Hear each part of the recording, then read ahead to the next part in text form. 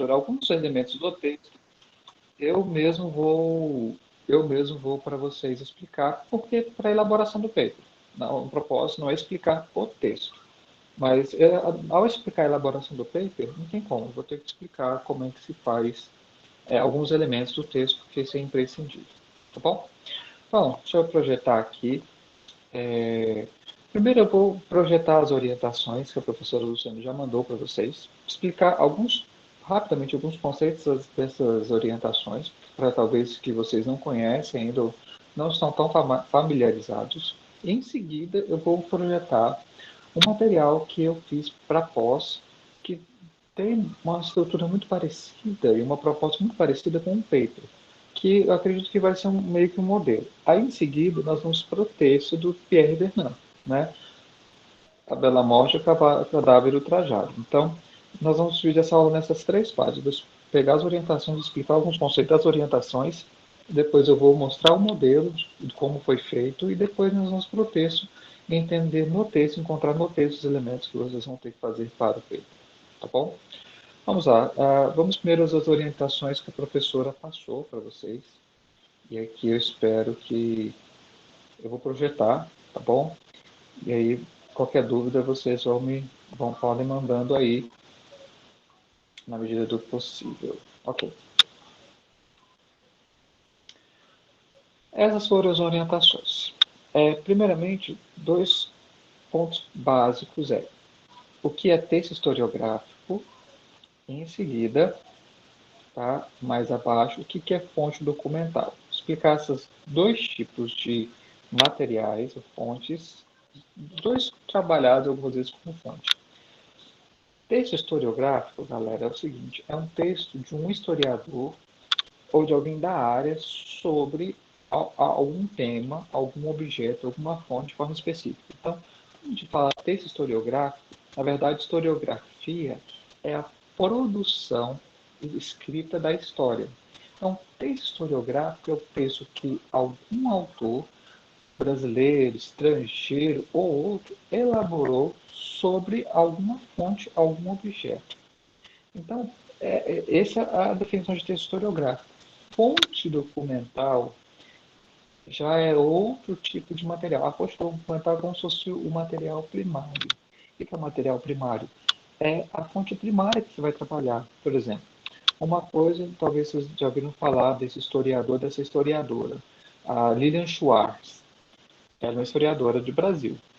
Ela escreve textos. Esse texto dela é chamado texto historiográfico, porque é a produção dela sobre algum livro, alguma outra parte da história. Fonte documental seria outra coisa, seria, por exemplo, pegar a carta de Pero Vaz de Caminha e trabalhar essa carta. Então, fonte documental é o autor, no caso, a gente está falando aqui da antiguidade grega, então fonte documental são os autores gregos ou outros autores. Então, à medida que vocês fizerem o paper, vocês vão trabalhar com esses dois tipos de texto. Primeiro, o texto historiográfico e também a fonte documental. Por que existe um roteiro para texto historiográfico e outro para fonte documental? Porque eles têm elementos diferentes. Por exemplo, no caso da do texto historiográfico, você vai ter ali, por exemplo, argumentos, teses, ou seja, e autores citados. Nem sempre você tem isso na fonte documental. Por quê? O texto historiográfico ele tem, de alguma certa forma, uma convenção mínima.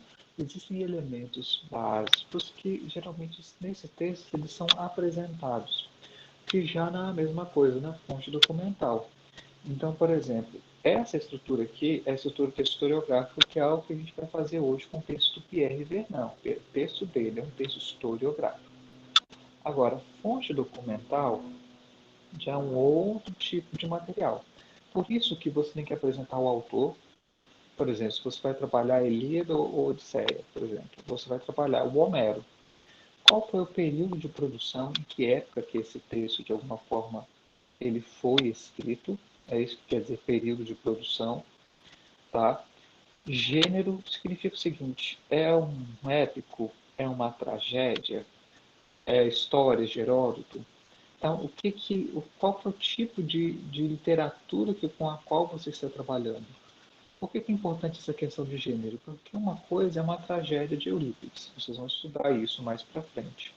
Outra coisa é a Ilíada, são gêneros diferentes. Outro ponto é resumo da obra, elementos para o conhecimento do mundo grego. Então, a fonte documental ela demanda uma análise um pouco diferente do texto historiográfico. O que nós vamos fazer hoje é trabalhar o texto historiográfico, tá, galera? Não consigo fazer numa aula só os dois tipos de material. É claro que ao trabalhar o texto historiográfico já te dá uma noção, pelo menos o norte, para você trabalhar então a fonte documental. Tá bom? Então, isso é para explicar esses conceitos básicos. O que é uma fonte documental, o que é um texto historiográfico. Pode ser muito básico para vocês, talvez alguns aqui já conhecem, já tem bastante leitura, mesmo antes da faculdade, mas é só preciso assim, dar essa introdução, porque às vezes existem expressões, tem uma terminologia própria da história, que às vezes se você não, pelo menos, domina ou conhece esses aspectos básicos, você pode sofrer algumas dificuldades para essa elaboração, tá bom? Vamos lá então para o modelo, eu vou tentar aqui nos próximos 8, 10 minutos falar um pouco sobre o modelo que eu fiz para a pós-graduação, um texto que eu já deixei disponível para vocês. Então, se você está com o seu computador aí, talvez nem todo mundo está com o computador, alguns talvez estão com o celular, abra, por favor, o texto do Eric Gruen, que é importante eu ir falando e você acompanhando aí também. Deixa eu só abrir aqui para poder projetar para vocês.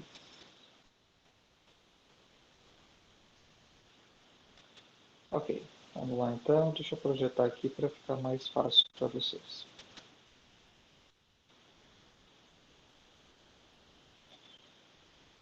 Esse aqui foi um texto que eu apresentei para a pós-graduação no ano passado. Essa parte aqui, todo esse cabeçalho, é variável. Pode ser que o professor exija ou não. Eu acho interessante colocar porque você vai fazer um exercício, porque em muitos trabalhos que você vai ter que apresentar, geralmente você vai ter que fazer um cabeçalho. Então, fica aí como sugestão, você não é obrigado a fazer isso em todos os trabalhos, mas é um exercício interessante. O texto que eu trabalhei do Eric Gruen é esse, The Appeal of Hellas. Esse é um texto que é um capítulo de um livro dele mesmo, tá, de 1992. Então, a primeira parte é você fazer já o texto. Qual que é o material que está trabalhando, a referência. Então, aqui a gente começa já com alguma estrutura do próprio paper. É claro que esse modelo que eu fiz aqui para pós-graduação, ele, não, ele é um pouco maior do que vocês talvez tenham que apresentar, às vezes, para alguns textos historiográficos. Tá bom? Mas então, vou colocar a foto dele aqui, desse senhor bem sorridente, gente boa. Eu fiz uma pequena biografia, tá, do Eric Gruen. Talvez você tenha facilidade ou não de achar essa biografia. Onde que você acha ela? Deixa eu expor isso aqui primeiro e aí eu vou explicar para vocês onde é possível achar sobre o autor. Faz aqui um apanhado de onde ele foi professor, quais foram a contribuição dele. Tem aqui as principais obras, não são todas, tá? Porque às vezes tem autor de história que tem uma imensidão de trabalhos, então você não precisa colocar todos, mas aquelas obras são principais. Eu coloquei algumas. Aqui no caso, essa parte de síntese do texto não é o que vocês precisam fazer. No caso, o mestrado com a professora Luciane e a Ana Teresa, nós fazemos. O que acontece? O que nessa síntese do texto eu tenho que colocar? Eu tenho que colocar quais são as teses e os argumentos dele. Você pode notar que, por exemplo, eu já destaquei a tese principal do texto nessa primeira parte. Então, aqui eu já coloco a tese do texto. Quando eu coloco síntese do texto, já tem as teses e os argumentos. Então, aqui já enuncio a tese, já de cara, para que não fique uma coisa meio solta. E a partir daqui, então, eu começo a elencar os vários argumentos. Como que você vai fazer isso? Qual que é a diferença dessa síntese do texto com aquilo que você vai fazer? É só uma questão de título. Aqui que está a síntese do texto, você só vai subdividir no seu paper em a tese e argumentos. Basicamente essa é a única diferença. Mas é isso que você vai fazer. Lembrando um detalhe importante, que tudo isso aqui é com as minhas próprias palavras. Aqui, para essa parte de tese e argumento, não vale simplesmente eu Ctrl+C, Ctrl+V do texto. O ideal é eu fazer com as minhas próprias palavras, porque significa que eu já pensei, já trabalhei, já lidei com o texto a ponto de conseguir expressar isso, né, com as minhas próprias palavras. Então, essa questão de tese e argumentos são com suas próprias palavras. E aqui uma coisa que vocês não precisam fazer, né, mas no caso a gente fez na pós, que são os excertos importantes do texto. Por que vocês não precisam fazer? Porque não é um fichamento. O paper, na verdade, é um texto seu a respeito do texto de outra pessoa. O fichamento é quando você então pega partes do texto e coloca num arquivo em separado. Então tem essa diferença de um paper para o fichamento. O paper são as suas próprias palavras. O fichamento não são as palavras do autor do texto. Então, aqui vocês podem ver que o texto em si ele tem 3 páginas, o que eu fiz. Claro, para o texto de vocês, é de mínimo 3, parece assim, no máximo 8. Vai variar muito do tamanho do texto, da complexidade do texto. Mas só para dizer para vocês qual é a estrutura básica para fazer isso aqui. Eu vou interromper um compartilhamento aqui só para explicar onde que você encontra essas informações, às vezes, sobre o autor. Nós vamos fazer o exercício aqui sobre o Pierre Verneuil e eu vou dar algumas dicas para vocês, para salvar a pele de vocês ao longo do curso. Eu interromper aqui, eu vou abrir um outro site para vocês poderem me acompanhar.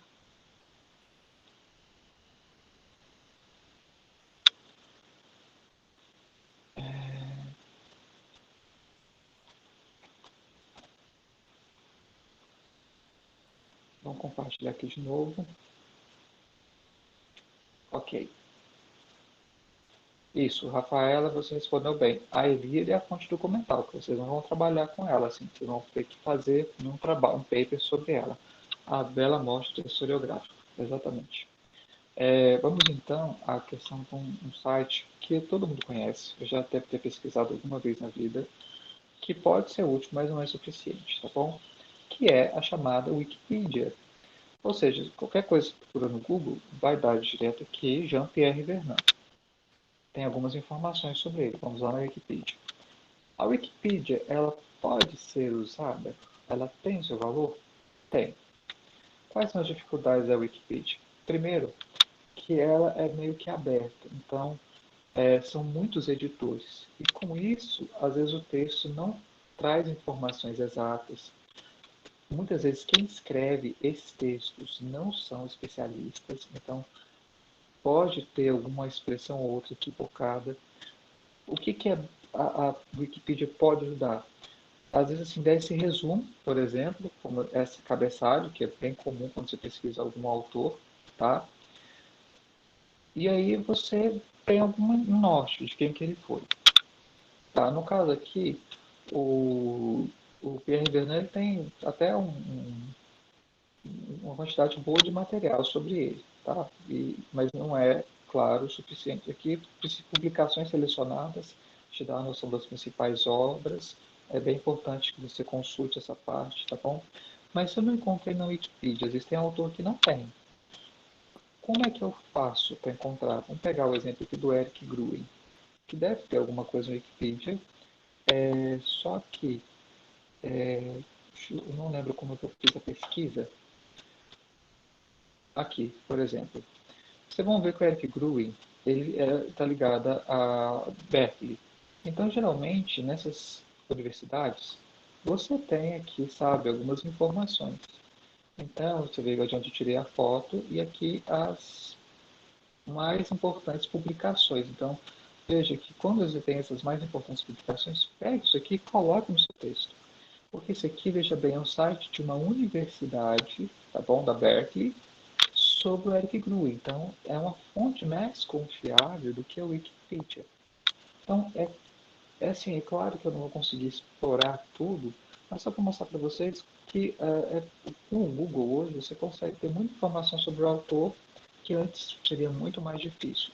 Só para dar a última dica antes de passar para o pessoal que quer se inscrever, seguinte, se eu não encontrei no Wikipedia, se eu não encontrei no Google, onde que eu vou achar alguma coisa? pegue alguma obra desse autor em PDF. Porque às vezes na introdução da obra, na folha de rosto, tem alguma informação sobre o autor. Tem autor que ele é muito específico, ele não é tão citado, às vezes você tem que trabalhar sobre o texto dele, e aí você não encontra na internet muitas informações, são informações soltas, sabe? Então, como é que eu faço para achar? Pegue alguma obra dele e veja se na própria obra tem alguma informação introdutória, porque às vezes o tradutor da obra, se é um autor estrangeiro, ele ajuda muita gente quando ele coloca algumas notas introdutórias sobre o autor daquela obra. Então, eu achei assim, importante você ter várias formas de encontrar isso. Tá? Depois que encerrar aqui a aula, se eu conseguir, eu vou talvez parar de gravar, né, em si. Eu vou falar de umas dicas de onde vocês encontram materiais na internet, tá bom? Bom, eu vou agora habilitar aqui, se inscreveu aqui foi a Gabriela Pereira e a Ana Beatriz. Eu vou mutar meu microfone para ouvir vocês, a pergunta de vocês, tá bom? Para a gente então prosseguir para nós usarmos o restante do nosso tempo no texto em si do Pierre Verdun, tá bom? Primeiro, Gabriela, você pode habilitar seu microfone e pode fazer a sua pergunta ou as perguntas que você tiver, tá bom? Bom dia. É, eu tenho duas perguntas. A primeira é sobre a biografia. No material que a professora mandou explicando sobre como fazer o fichamento, tem uma parte que ela coloca sobre, na estrutura ainda, a contextualização histórica da vida do autor, e período histórico da produção à obra a ser analisada. Aí eu posso colocar essas duas coisas na biografia ou elas vêm na síntese do texto? Essa é outra dúvida, já puxa para a segunda dúvida. É porque essa síntese do texto, ela pode englobar esses pontos aqui que a professora colocou, discutir o gênero da obra, resumo da obra e elementos para conhecimento do mundo grego, ou eu tenho que colocar isso, tipo assim, depois da síntese do texto, separadinhos por tópicos? Pode ser uma coisa lá dentro, que faz parte do meu texto, da minha síntese, ou tem que ser por fora? Só isso mesmo. Excelente, boas perguntas, Gabriela. Com relação ao texto historiográfico, se você pegar as orientações, no caso, a fonte documental, você vai falar do período de produção. Para o texto historiográfico, você não precisa disso, tá bom? Só para a fonte documental. Porque é importante o período de produção no texto historiográfico? Mas para vocês fazerem agora é muito mais difícil. Então, por isso que ela nem colocou. Então, você vai ter que falar do período de produção da obra quando se trata de fonte documental. O que eu acharia que seria interessante? Você pode fazer num parágrafo, pode fazer em tópicos. Eu acho assim, que é melhor você seguir por tópicos. Período de produção, gênero, resumo da obra. Porque se de repente você se colocar num texto corrido, é claro que isso vai depender de aluno para aluno. Qual o risco de você misturar as informações? Elas não ficarem tão definidas. Então, como talvez vocês estão começando a fazer esse modelo para a professora Luciane, e talvez vão fazer para outros agora, a sugestão inicial é faça por tópicos, divida os tópicos conforme eles estão aqui na orientação. Com o tempo, vocês vão ver que professores vão exigir uma estrutura ou outra diferente, que vocês já vão fazer isso de forma automática. Vocês já vão conseguir fazer um texto corrido com todas as informações já bem definidas, parágrafo por parágrafo. Mas para alguns primeiros exercícios, eu acho importante colocar tópico a tópico, Gabriela. Sobre a sua segunda pergunta, em termos assim da biografia do autor, eu acho que é importante você dividir a biografia da produção dele. Porque eu já vi isso em alguns textos, sabe, Gabriela, em que os autores mesclam a biografia com as obras. Aí fica um texto muito truncado.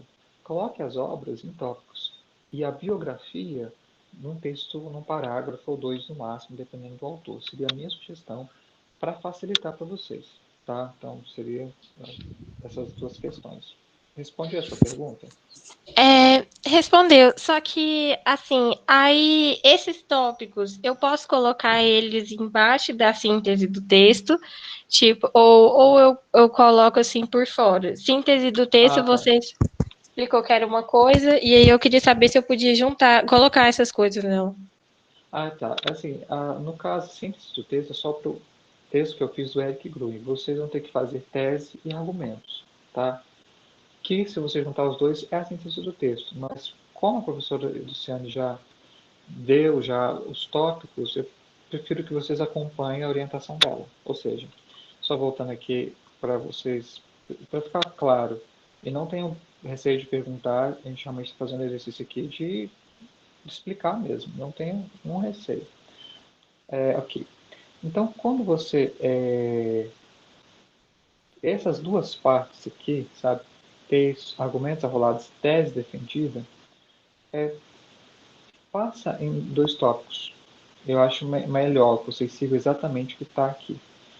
Se a professora Luciana der alguma outra orientação em termos assim, pode reunir os dois em um tópico só, beleza. Eu não posso falar para vocês fazerem isso porque ela não me habilitou para fazer essas mudanças. Então, minha sugestão é coloque da forma como está aqui. Autor do texto, tema abordado, gênero, argumentos, perdão, tese, autores citados e conclusões alcançadas pelo texto. Seguir esse parâmetro aqui, porque eu acho que é isso que depois, com o tempo, pode ser que tenha uma variação, ou vocês já consigam juntar uma ou duas partes de cada desses tópicos aqui em um ponto só. Mas, por enquanto, eu só posso falar para vocês fazerem por tópicos bem divididinhos. Essa seria a minha orientação básica, inicial. Última coisa, nesses tópicos, aí eu coloco assim, é igual você falou, tese defendidas, dois pontos. E aí ponho ou a minha ideia, ou posso fazer só um parágrafo mesmo, não preciso colocar esse anúncio assim. Não, você coloca tese defendida, dois pontos. Aí você vai fazer um texto seu, pode ser em um parágrafo ou dois, de quais são as teses que você, Gabriela, encontrou que o texto está defendendo. Então, o texto seu, como tese, geralmente, no caso do texto do Pierre Vernant, eu pelo menos vou destacar uma tese principal. Então, nem é uma parte grande, não é nem um parágrafo grande, é um parágrafo curto, mas tem que ser com as suas palavras, em que você vai enunciar qual é para você a tese principal daquele texto. É claro. Eu vou tentar mostrar isso, algumas dúvidas vão ficar mais claras quando eu projetar aqui o texto do Vernan e mostrar para vocês onde estão cada parte a parte dessas estruturas aqui que a professora colocou. Tá bom? Ficou sim, obrigada. De nada. Ana Beatriz, tem pergunta? Só para gente. Ana Beatriz está por aí? Se tiver, habilita e pode fazer suas perguntas. Se não. Tá, vai perguntar pelo chat. Então, tudo bem. Tranquilo. Deixa eu só então assim falar, pessoal, fiquem aí, não vão embora. Agora eu vou mostrar o próprio texto do Pierre Vernant. Eu não sei se vocês tiveram dificuldade ou acharam o texto difícil. Vocês acharam o texto fácil, tranquilo ou mais difícil? O que vocês me diriam? Escreve aqui no chat só para eu ter um feedback de vocês. Tranquilo, legal, cheio de boa, ótimo. Difícil, ok, mais ou menos. Temos de tudo. Ótimo. Não, isso é legal ter esse espectro bem, sim. Alguns acharam de fáceis, mais tranquilo ou difícil. Sobre as citações, elas poderão ser feitas, então, na parte dos argumentos. Na verdade, Ana Beatriz, aqui no paper, você não precisa necessariamente fazer citação. Você, na verdade, vai fazer com as suas palavras. Então, não precisa citar o texto. Fazer com as suas palavras, resumir os argumentos. Tá? Não é preciso fazer aquela citação, autor, data ou nota de rodapé. Não dá para tempo de explicar aqui, em outro momento, talvez eu mando alguma instrução sobre isso. Mas essas citações, elas não são necessárias para o paper. Tá? Você pode, são as suas palavras. Se fosse um fichamento, ou uma ficha de leitura, que são coisas diferentes, aí seria de uma outra forma, mas o paper é a sua escrita sobre o texto, tá? Então não precisa fazer citações, pelo menos até onde eu tenho trabalhado com a professora Luciane ou com outros professores da faculdade, citações nesse caso elas são dispensadas. Ok, bom, que bom que vocês gostaram. Eu também gosto da escrita do Pierre Vernant, tá bom? Já li vários textos dele. É uma escrita quase que poética, não sei se vocês tiveram essa impressão, assim, é próprio do autor, tá? Fazer isso. E aqui eu vou projetar o texto dele.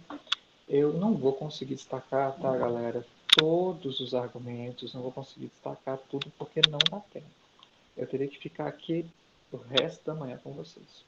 Eu vou destacar as teses, tese principal, e vou as teses e vou então falar um pouco mais sobre os argumentos, explicando como é que vocês encontram isso no texto e como é que vocês podem talvez trabalhar isso no seu paper, tá? Eu vou tentar fazer essa parte também uns 15 minutos, tá? É claro que não dá para esgotar, mas como eu sei que a maioria de vocês leram, né, a maioria leu o texto, então não tem muita dificuldade quanto a isso. Vamos lá, vamos projetar o texto Pierre Vernant. Eu vou projetar aqui um arquivo diferente do que vocês leram. E vou explicar por quê. Por que eu estou projetando um arquivo diferente? Porque nesse aqui eu consegui destacar, tá? Para facilitar para vocês, tá bom? Então, vamos lá. Bom, deixa o computador processar, não sei porque o Adobe está fazendo isso, mas enfim.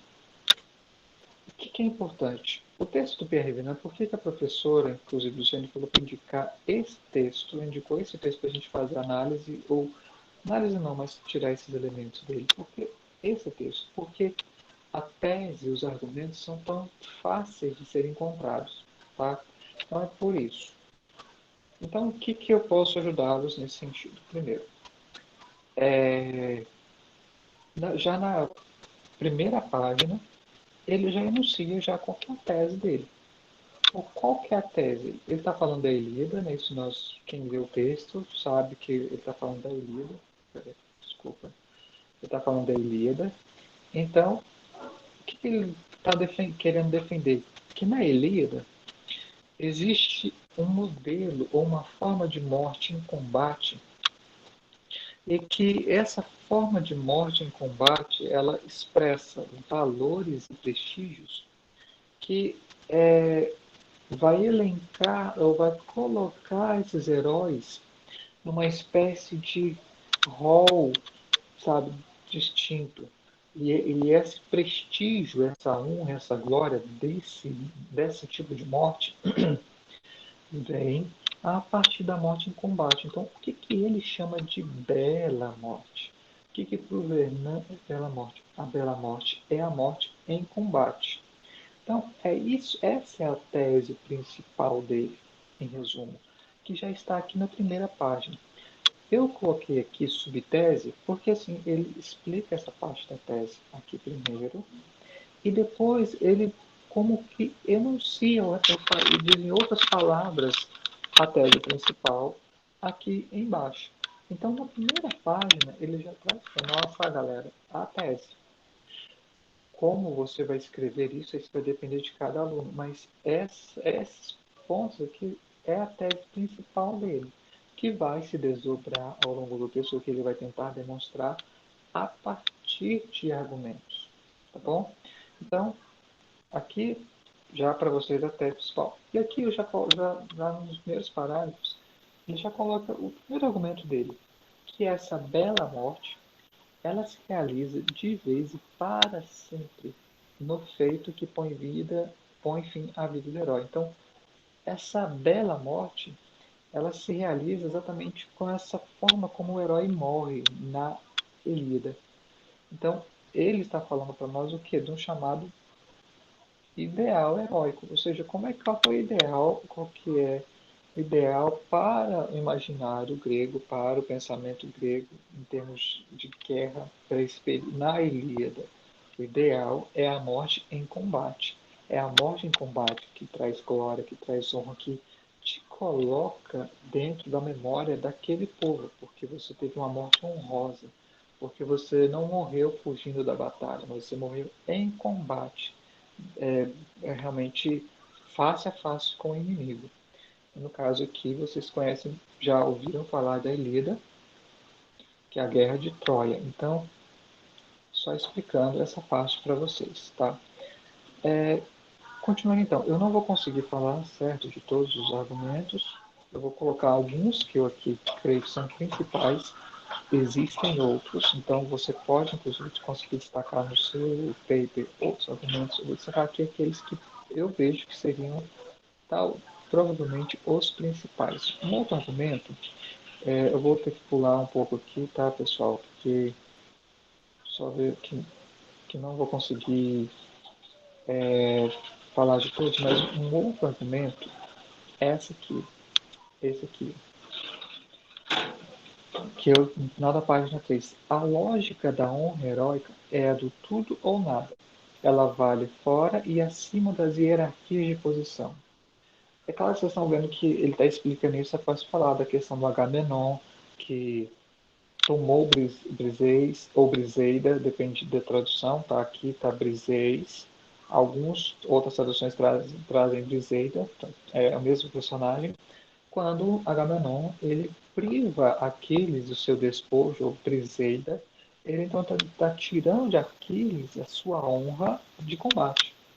E Aquiles, então, uma parte significativa da Ilíada, são essas assembleias do povo, a, assim, entre Agamenon e Aquiles, esse embate que eles têm, porque quando então Agamenon priva Aquiles de Briseida, na verdade está privando ele da sua honra, porque a honra do guerreiro era algo importante para ele, ou seja, ela era como que fosse assim, um elemento que dava para ele glória diante daquele combate.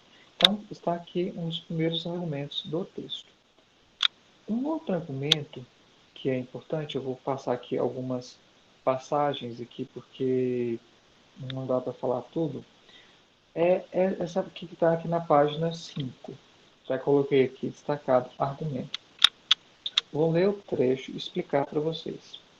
A cisão entre duas glórias, duas honras, está agora bastante nítida no espírito de Aquiles. Existe a timé ordinária, eu não sei quantos que tiveram dificuldade, é porque como o Pierre Vernant está fazendo um trabalho sobre Ilíada, foi escrito em grego, então muitas palavras ele mescla palavras em grego no meio do texto dele. Timé, essa palavra aqui, tá? Ela significa honra. Então, ou glória, mas mais especificamente honra. Então, quando você encontrar essa timé ao longo do texto dele, traduza por honra, tá bom? Ou seja, existe a honra ordinária, essa louvação da opinião pública disposta a celebrá-lo, a recompensá-lo principescamente, como faz com o rei, sob a condição de ele ceder. Existe aquela outra timé, a glória morredora, que seu destino lhe reserva se ele permanecer o mesmo que sempre foi. Então, qual foi o segundo argumento, um outro argumento do Pierre Vernant? Que existe dentro da Ilíada dois tipos de honra. Uma das honras é que porque o grego ele sempre se via a partir do outro. Ele se via a partir do outro e no outro. Então, a glória ou a honra não é aquela que eu confiro, que eu dou a mim mesmo. A glória e a honra é aquela que outra pessoa me dá. Então, está falando, existe essa honra ordinária, comum, que é essa, como se fosse assim, esse louvor de uma opinião pública, no caso da Ilíada, das assembleias, que celebram um herói, que recompensam um herói. Só que existe uma outra honra, que é uma outra glória, que essa ela é como se fosse mais elevada, que o destino reserva àqueles, que é aquela de morrer em combate, porque ele vai permanecer o mesmo, ou seja, ele não vai abrir mão dessa honra heróica de morrer em combate, morrer com dignidade. Então, um outro argumento do Vernant é que não existe apenas a morte heróica, mas existe uma forma de dois tipos de honra na visão do Vernant na Ilíada. A honra normal, da opinião pública, e a honra da morte, que seria uma honra ainda maior. Então, só para explicar, na página 5, um segundo ou terceiro argumento. Eu vou meio que pular isso aqui da página 6, também são. Outro argumento, isso aqui é importantíssimo, que ele coloca aqui, tá? Ao contrário, existir vivo ou morto, ser reconhecido, estimado e honrado, é sobretudo ser glorificado.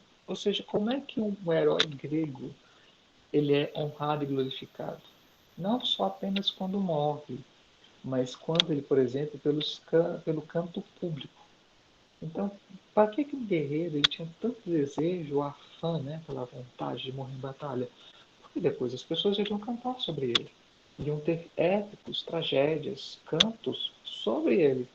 E isso, para o guerreiro grego, era, uma coisa, era o que ele desejava. Por quê? Quando ele então era cantado, quando ele então era honrado dessa forma de canto, ele estava sendo relembrado, ele estava sendo dignificado na memória daquele povo, no caso, o povo grego.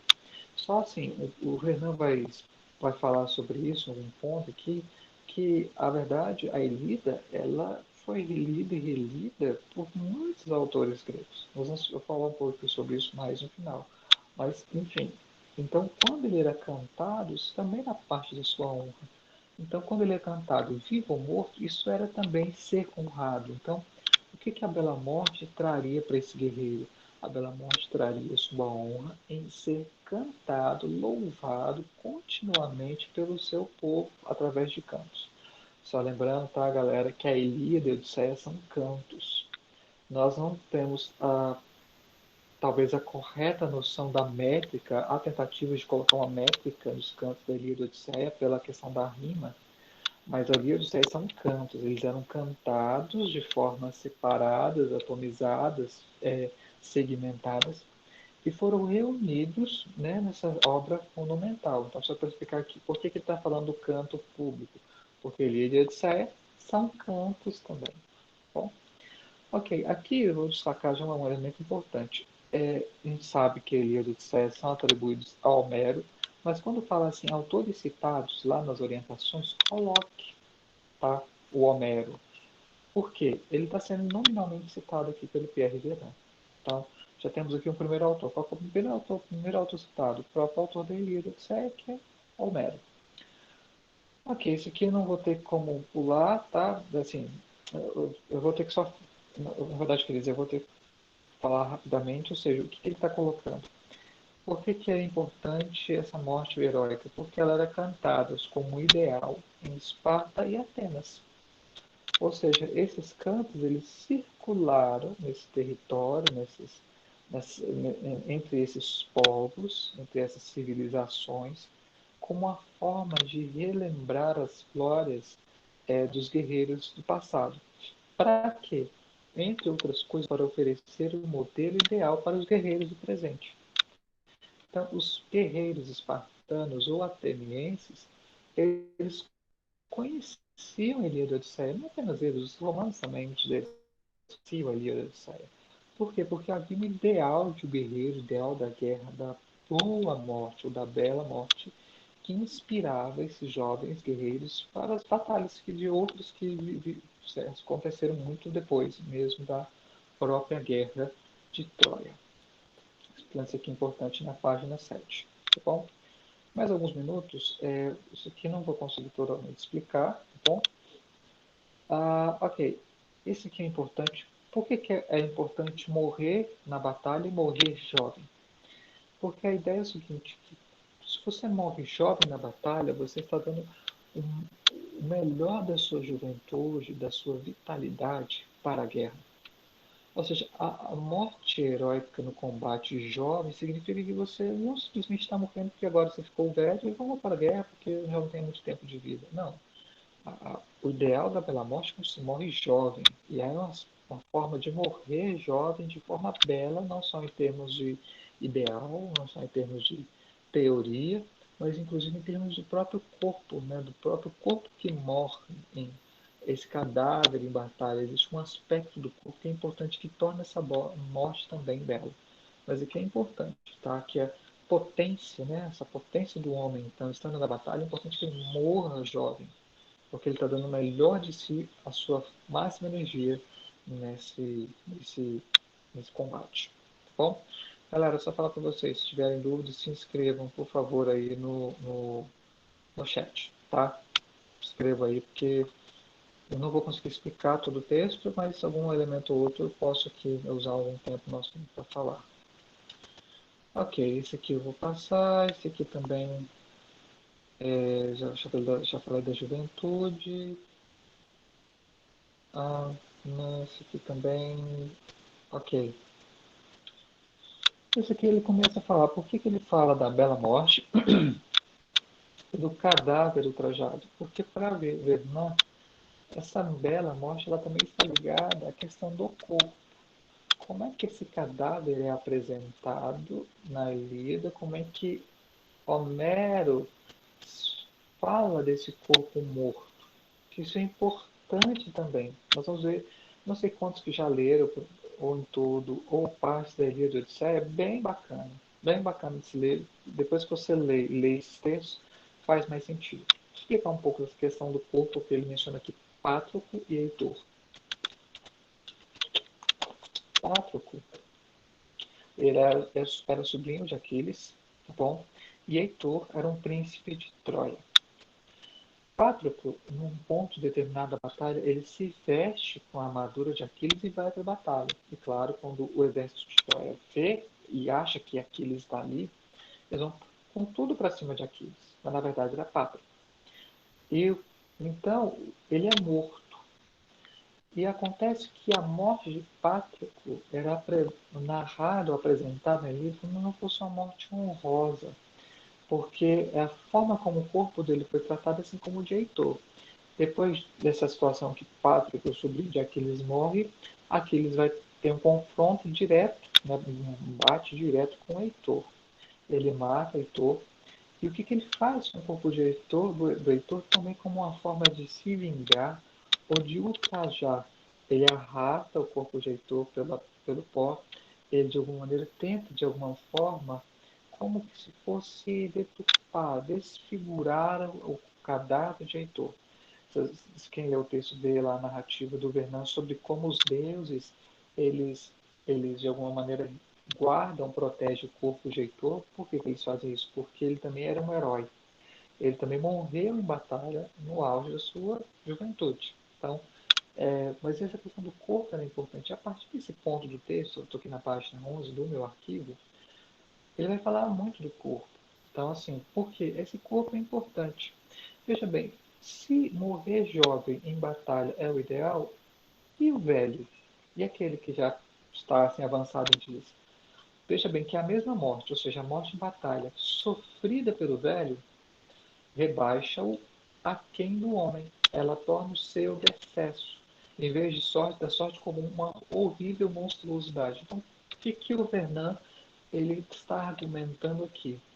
Que enquanto para o ideal grego a bela morte ela tem que ser uma morte na juventude, quando é um velho que morre em batalha na Ilíada, ele então não tem a mesma honra daquele jovem guerreiro, porque ele já gastou a sua juventude, já passou por essa fase. Ele está falando aqui especificamente sobre a morte de Príamo, ou Príamo, aí depende da tradução. Por quê? Qual que é a narrativa da Ilíada sobre Príamo? Ele é ferido em batalha, só que ele vai para sua casa, ferido em batalha. Chegando à sua casa, os seus cães, eles devoram Príamo. Ou seja, ao invés de morrer em batalha sobre a lança, a espada de um homem, não, ele morre devorado por feras. E não apenas isso, os cães eles devoram o Príamo e desfiguram o seu cadáver. Então, é isso que ele está argumentando, a forma como a Ilíada apresenta essa morte. Ou seja, a morte ideal, a morte heróica, a morte de um jovem em batalha. Quando é um velho que morre, mesmo tendo sido ferido em batalha, mas ele não morre da mesma forma como Aquiles, como Heitor, ou como o próprio Pátroco, não é a mesma morte honrosa, por causa da questão do corpo. O corpo dele foi desfigurado, o cadáver não está mais aquele cadáver de forma a ser receber um rito funerário, de forma a ser cremado. Então, isso para a cultura grega era importante. Só para a gente caminhar aqui para eu abrir para mais algumas perguntas. Outra questão interessante sobre o corpo, a questão da cabeleira. Veja bem, na Ilíada, os companheiros de pátria e o próprio Aquiles cortam sua cabeleira sobre o cadáver de seu amigo defunto antes de dá-lo às chamas. Veja bem, pode parecer para nós aqui coisa estranha, o pessoal corta o cabelo, joga em cima do cadáver, mas ele vai ser queimado. Veja bem, o cabelo, em geral, nesse período, os gregos deixavam o cabelo crescer. E isso também tinha um aspecto da estético da honra. Então, quando eles cortam o cabelo e jogam sobre o defunto, tipo assim, eles estão conferindo honra ao cadáver de fato. E não apenas isso, quando eles fazem essa parte como se fosse dentro de um rito funerário, eles estão expressando todo o lamento deles, toda a tristeza deles pela morte desse rapaz. Então não é só pegar o cabelo e jogar um ato de revolta, muito mais que isso, tem um aspecto do lamento, da performance, isso aqui está sendo feito publicamente, na frente de toda uma multidão. Então isso tem vários aspectos importantes, porque esse rito funerário era exatamente o que desfazia o corpo para que ele subisse como se fosse um aroma aos deuses. Quando é vedado ao corpo ter o rito funerário, ele está sendo vedado de ter glória e de ter honra. Tá? Só explicando isso. Na página aqui, 14, nós temos aqui a menção de mais alguns autores que é importante vocês colocarem, autores citados. Tem aqui Xenofante, Heródoto e Demarato, que são três autores gregos clássicos. Mais aqui para frente, ele cita o Charles Paul Segay e o James Redfield, ou seja, você já tem aqui numa página vários autores citados. Por que é importante mencionar esses autores citados? Tem uma outra autora, Nicole Lorrault, que eu vou falar aqui, porque se ele está citando esses autores é porque eles são importantes para a compreensão desse texto. Então, às vezes você tem dúvida, eu não entendi o texto do Pierre Bernard. Você vai na obra de Charles Paul ou vai na obra de James Redfield e você compreende melhor. Então, só para explicar a importância desses autores. Ok, isso aqui eu vou ter que passar, também vou ter que passar, porque de repente se não, uma pergunta ou outra eu posso voltar, tá? Uma outra autora, deixa eu pesquisar aqui só para vocês verem que ela é importante, é a Nicole Lorrault. Por que ela é importante? Porque é uma das autoras da antiguidade que trabalha muito sobre essa questão da morte. Tanto é que ela tem um texto que você deve trabalhar com ele, Formas Trágicas de Matar uma Mulher. Ela é uma autora assim, já dos textos clássicos da antiguidade, então ele cita com muita frequência o Lorrault porque é uma das referências nesse assunto da morte para os gregos.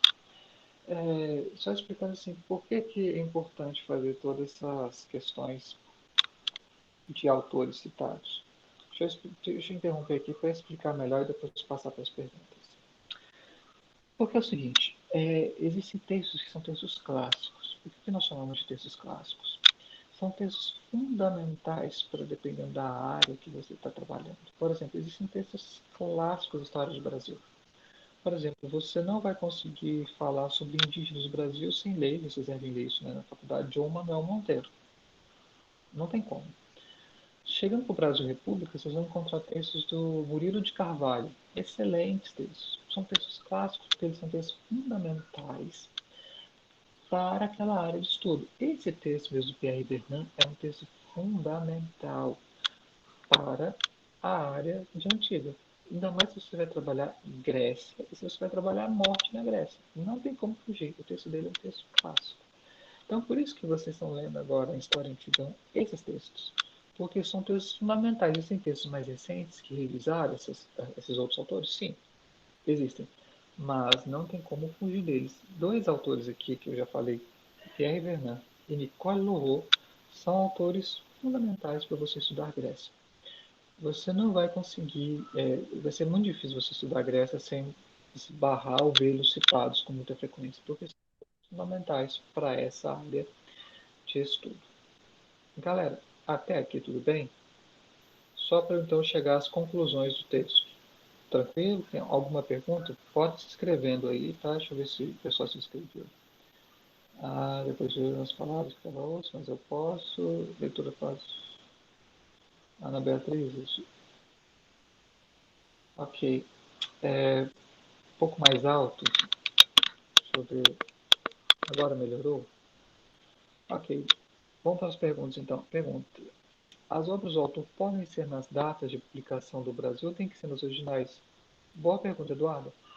coloca nas atas, se tiver aí traduzido, coloca nas atas da tradução brasileira. Se não tiver obras em português, o que é muito comum, você coloca no original, tá? Mas se tiver, coloca nas datas da publicação aqui no Brasil, tá bom?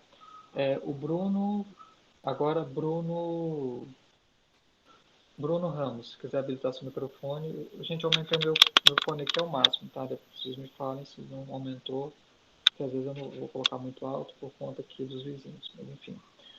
Bruno, pode, por favor, fazer sua pergunta aí, tá bom? Habilitar se está ainda presente. Você colocou aqui, eu queria saber se é necessário seguir que coração, Michel, a gente está indicando o programa. É que na minha cabeça faz mais sentido indicar a tese antes de destacar os argumentos. Você dá para comprofundá-lo. Sim, pode. Eu não vou, acho que não vai ter preciosismo quanto a isso, Bruno. Essa é uma sugestão, acho que essa mudança, a professora Luciana também não vai ser problema. Você colocar a tese e depois os argumentos. Eu também acho, concordo com você, que essa tese é mais, essa ordem que você colocou, ela é mais lógica. Ok.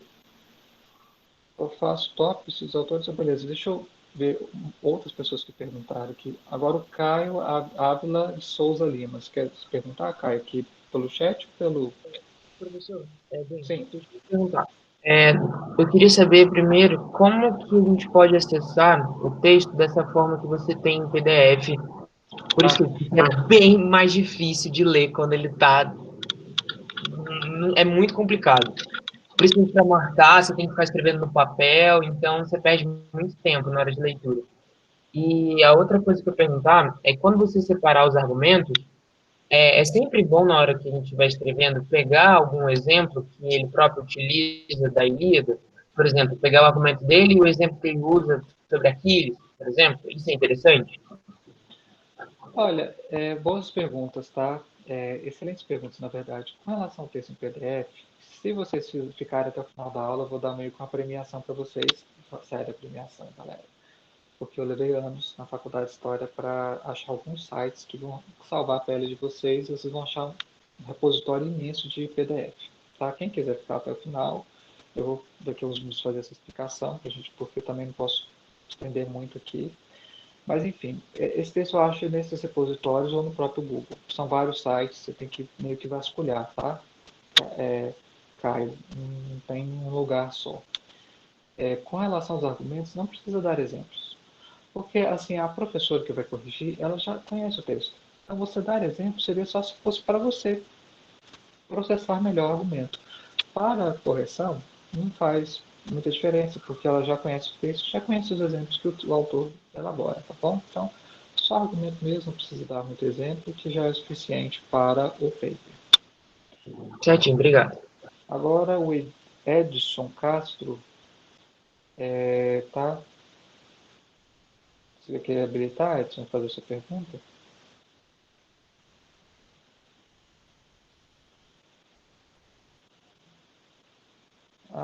Ok. Vamos lá. Qual o próximo aqui? Gente, deixa eu só ver onde que eu tô aqui no ponto aqui. Ana Vitória Pimentel. Ana Victoria, ou Vitória, se quer. Ok. Posso citar três textos para explicar meus argumentos? Não é necessário, tá, Ana?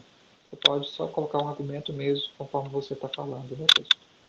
Não precisa citar trechos do texto, porque o paper é um texto seu e não do autor. Então, não há necessidade. Eu até acho que você gasta menos tempo. Porque, por exemplo, vocês viram que o PDF que vocês receberam é um PDF que não tem como nem destacar. Então, você vai ter que transcrever. Isso dá trabalho. Coloque só seus argumentos com as suas palavras, que eu acho que você ganha mais tempo. Você processa melhor o texto, tá bom? E, e é um exercício que vai te ajudar para frente, tá? Deixa eu ver se quem mais alguém escreveu. Vale usar o OCR? Desculpa, não sei se eu estou desatualizado. O que é o OCR? Ok, de que forma os autores secundários no paper? Olha, os autores no paper... tá, vou explicar sobre o gênero, galera. Tá, aguenta a mão aí. Deixa eu explicar essa questão. O paper, você não precisa nem citar os autores secundários. O paper são as suas palavras. Se você quiser citar, é só uma menção assim, muito leve, do tipo, o Bernard, concordando com a Nicole Leroux, defende isso. Mas é só, não precisa citar mais do que isso. Não precisa colocar a obra da Nicole Leroux, não precisa colocar nem a página do Pierre Bernard, pelo menos alguns professores da FH, né, da faculdade não exigem isso. Basta você colocar em si o autor, tá bom? Tá, para fazer o texto. Entendi. Vale, sim, você pode fazer o PDF. É claro que essa questão de arquivos e formato depende muito, assim, tem arquivos que são mais fáceis de transformar em PDF ou converter do PDF para outros. Esse do Vernan, é sério, eu tive que procurar um pouco para achar esse arquivo que eu estou usando aqui para vocês. Bom, sim, é importante você escrever. Não, você só coloca o nome deles, tá? Só coloca o nome dos autores. Heródoto, Xenofonte, Nicole Leroux, Charles Paul, Segai, James Redfield, só coloca o nome, não precisa nem colocar como o texto deles é citado, tá bom? O tema, no caso, a Grécia Antiga, é o seguinte, na verdade, a professora Luciana já deixou todos os tópicos das aulas lá no SIGA. Nós estamos estudando, vocês estão estudando Grécia Antiga. Sim, a, a parte agora, o recorte temporal é Grécia Antiga. Deixa eu explicar gênero, tá? Porque eu vi que tem várias perguntas aqui, vou tentar explicar alguns minutos. E aí eu vou terminar a gravação e vou passar então para esses sites que vocês realmente vão achar muita coisa. Gênero significa que tipo de obra você está lidando. É uma epopeia? É um épico? É uma tragédia? É um livro de histórias? É, por exemplo, você vai encontrar bastante no grego, é uma inscrição. Isso é gênero. Que tipo de literatura que você está trabalhando? Por exemplo, só para dar um exemplo da literatura brasileira, uma coisa são os contos. Outra coisa são poemas curtos. Conto tem uma certa estrutura, tem uma certo tamanho. Já poemas são de uma qualidade diferente. Quando a gente fala gênero, que tipo de literatura é essa, por exemplo? A Ilíada e Odisseia tem uma discussão enorme, não tem como fechar aqui. Eu posso até achar uma tese e mandar para vocês sobre a Ilíada e Odisseia, tá bom? Do Miguel, Marcelo Miguel, da própria UFG. Quem quiser me pede por e-mail depois que eu mando para vocês, acho que vai ajudar muito nessa questão do paper, tá bom? Me manda lá, porque senão não vou lembrar. Então, a epopeia, por alguns é trabalhada, a Ilíada é trabalhada como uma epopeia, porque é uma grande história narrativa, tem um certo enredo. Outros vão trabalhar como canto, depende. Aí sim, como é que eu vou achar o gênero da obra? Você vai ter que pesquisar em autores que escreveram sobre ela. No caso do texto historiográfico, galera, que eu estou explicando para o professor Pierre Bernard, é ainda mais fácil. Porque, na verdade, isso foi quase uma palestra dele. É um artigo, um capítulo de livro. É fácil. Porque, assim, você já tem na referência o que ela é. A professora Luciana deixou nas orientações lá, capítulo de livro, artigo, que facilita. Então, no caso do texto historiográfico, quando fala gênero, significa isso. É um capítulo de um livro? É um artigo? É uma palestra? É uma entrevista? São vários gêneros. E, no caso do texto historiográfico, é mais fácil. Fonte documental você tem que pesquisar um pouco mais para poder encontrar. Tá bom? Rapidamente sobre gênero. Ok. É, eu, Edilson, deixa eu ver aqui se você. Alguém do gênero, só estou fazendo a conferência aqui. Edilson, você quer perguntar pelo chat ou por aqui? Eu vi que você se inscreveu às 8h43, só para eu tentar ver se eu consigo fechar aqui as perguntas. Você quer falar ou quer digitar aqui? Porque eu vou deixar a sua pergunta como a última e eu vou encerrar a gravação para a gente, então, passar para alguns sites, coisa rápida. Melhor. Beleza, eu vou encerrar aqui. Digita aí que aí eu respondo e a gente encerra, tá? Galera, fica até o final, por favor, que eu vou passar para vocês alguns sites. Eu vou mandar um e-mail sobre se a Luciana autorizar, com esses sites, mas eu acho importante mostrar aqui para vocês. Pode fazer digitado aí. Eu vou abrir nos sites aqui, tá? Para agilizar o meu trabalho.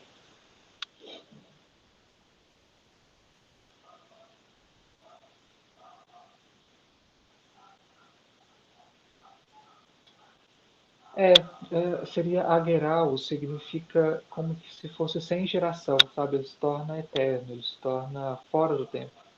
É isso, sabe? Então, exatamente. Se você gosta de grego, tá, Edilson? Tamo junto. Amo grego, estudo grego há vários anos. Se você quiser depois pesquisar alguns termos ao longo do texto de Pierre Bernard, ele usa muito, muito mesmo. A gente conversa, tá? Eu sou amante, mas eu sou mais o grego chamado grego koiné, que é o grego a partir ali do terceiro, segundo século antes de Cristo até o segundo, terceiro depois de Cristo, né? O grego koiné. Esse grego do Homero é um grego que a gente chama de grego arcaico ou grego épico, é um grego bastante complexo, mas é muito lindo, tá? Muito lindo. Então, atánotas significa imortal, tem uma tradução, não, aquele que não morreu, sabe? Não é aquele que se mente agora se tornou imortal, aquele que não morreu, como se assim, a morte levasse uma vida, a vida, na verdade, na memória do povo. Então, seria mais ou menos isso. No caso, Maria Luísa, sobre o gênero, no caso, falar que é um artigo. É um artigo. Pronto.